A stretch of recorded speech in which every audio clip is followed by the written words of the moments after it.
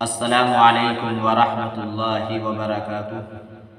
پیارے ناظرین و سامعین، اگر آپ بھی قرض دار ہیں یا قرض کی مصیبت سے بچنا چاہتے ہیں تو اس ویڈیو کے اندر جو پیغام دیا جا رہا ہے اس پیغام کو اول تا آخر عمل کی نیت سے بغور سماعت فرمائیں۔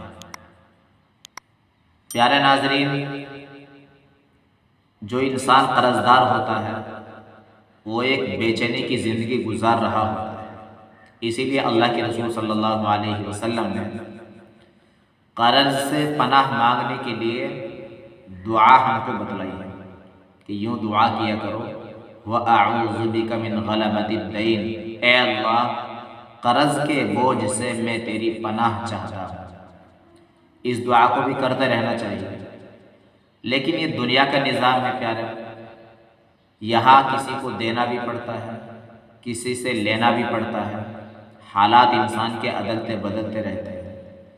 تو اگر ہم میں سے کوئی قرض دار ہو جائے اور قرض کو ادا کرنے سے انسان عاجز و قاصر ہو جائے، پریشان ہو کے کیسے ادا کروں، تو خالق کائنات نے اللہ کے رسول کے ذریعے سے ہم کو اس پریشانی کا حل بھی بتلایا ہے۔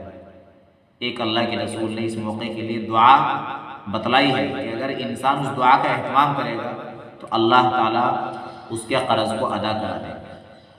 حضرت ابو وائل رحمۃ اللہ علیہ ایک تابعی ہیں، یہ فرماتے ہیں کہ حضرت علی رضی اللہ تعالیٰ عنہ کے پاس ایک مکاتب غلام حاضر ہوا۔ مکاتب غلام اس غلام کو کہا جاتا ہے کہ جس غلام سے اس کے آقا نے یوں کہا ہو کہ اگر تم اتنا مال لا کر مجھے دے دو گے تو میں تمہیں آزاد کر دوں گا۔ اس غلام کو کہا جاتا ہے مکاتب غلام، اور اس معاملے کے اندر جو مال طے کیا جاتا ہے اس مال کو کہتے ہیں بدلے کتابت۔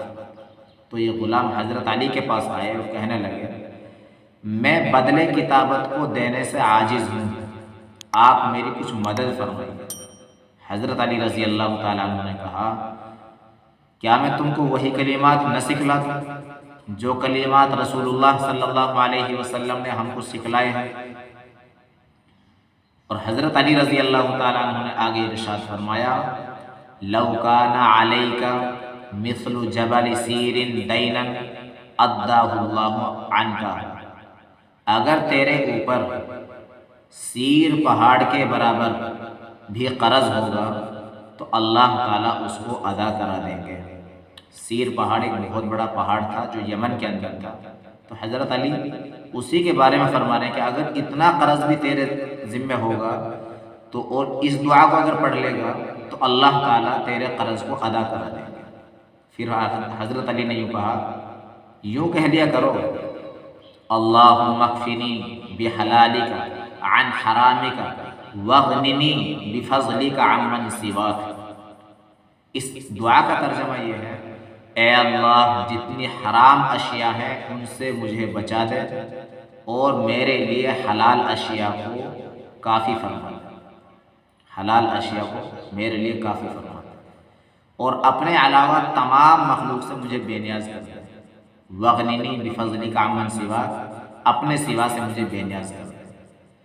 تو ہمیں قرض سے پناہ مانگنی چاہیے، اگر قرض ہو جائے تو اس دعا کا اہتمام کرنا چاہیے۔ پہاڑ کے برابر بھی اگر قرض ہوگا اور اس دعا کو ہم پورے یقین اخلاص کے ساتھ پڑھیں گے، اللہ کی ذات پر توکل اور بھروسہ کرتے ہوئے، تو اللہ تعالیٰ اس قرض کو جلد سے جلد ادا کرا دیں گے۔ تو اللہ تعالیٰ ہم سب کی قرض سے حفاظت فرمائے اور اللہ تعالیٰ ہم سب کو ان تمام دعاؤں کا یقین کامل نصیب فرمائے۔ السلام علیکم ورحمۃ اللہ وبرکاتہ۔